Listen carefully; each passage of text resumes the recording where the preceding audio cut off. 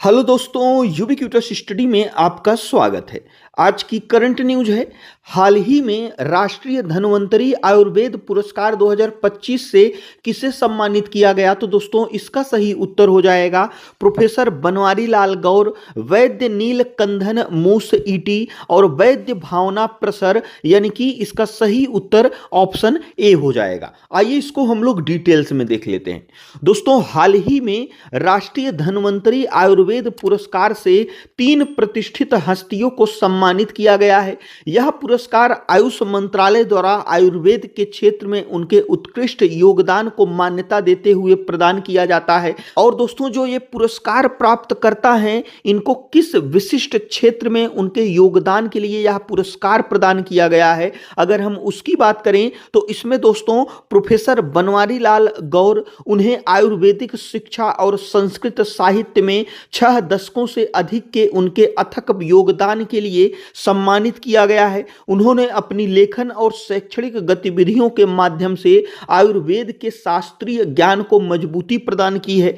इसी प्रकार से दोस्तों अगर हम वैद्य नीलकंठन मूस ईटी की बात करें, उन्हें आयुर्वेद की पारंपरिक पद्धति को संरक्षित और आधुनिक बनाने के लिए यह सम्मान मिला है। वह केरल के 200 साल पुराने वैद्य रत्नम समूह की 8वीं पीढ़ी का प्रतिनिधित्व करते हैं और आयुर्वेद को एक जीवंत समुदाय केंद्रित अभ्यास के रूप में बनाए रखने के लिए जाने जाते हैं। इसी प्रकार से दोस्तों अगर हम वैद्य रत्नम समूह की बात करें तो दोस्तों यह केरल की एक प्रतिष्ठित आयुर्वेदिक संस्थान है, जिसकी स्थापना 1941 में त्रिशूर में एंतुगल नीलकंठन मूस यानी कि ईटी नीलकंठन मूस द्वारा की गई थी। यह समूह पारंपरिक आयुर्वेदिक उपचार और मंच कर्म चिकित्सा के लिए विश्व स्तर पर प्रसिद्ध है। यह आयुर्वेद की शिक्षा, अनुसंधान और औषधि निर्माण के क्षेत्र में कार्य करता है तथा केरल की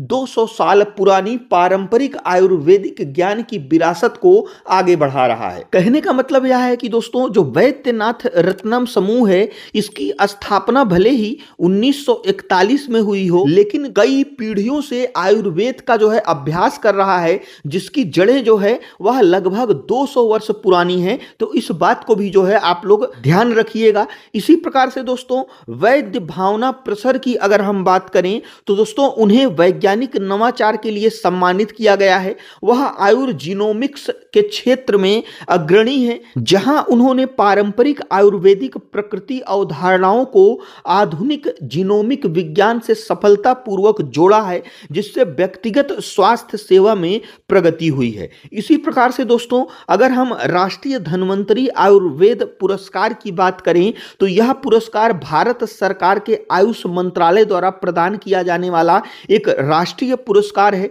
यह पुरस्कार प्रतिवर्ष आयुर्वेद के क्षेत्र में असाधारण कार्य करने वाले व्यक्तियों को सम्मानित करने के उद्देश्य से दिया जाता है। इस पुरस्कार की जो स्थापना है वह 2016 में की गई थी और इस पुरस्कार के अगर हम उद्देश्य की बात करें, यानी कि यह पुरस्कार किस लिए दिया जाता है, तो यह पुरस्कार आयुर्वेद के शैक्षणिक, पारंपरिक, वैज्ञानिक अनुसंधान और प्रसार सहित सभी क्षेत्रों में उत्कृष्टता और विकास को बढ़ावा देने के लिए दिया जाता है। और इस पुरस्कार की राशि की बात करें, इसके तहत विजेताओं को सम्मान पत्र के साथ 5 लाख रुपए की नगद राशि प्रदान की जाती है।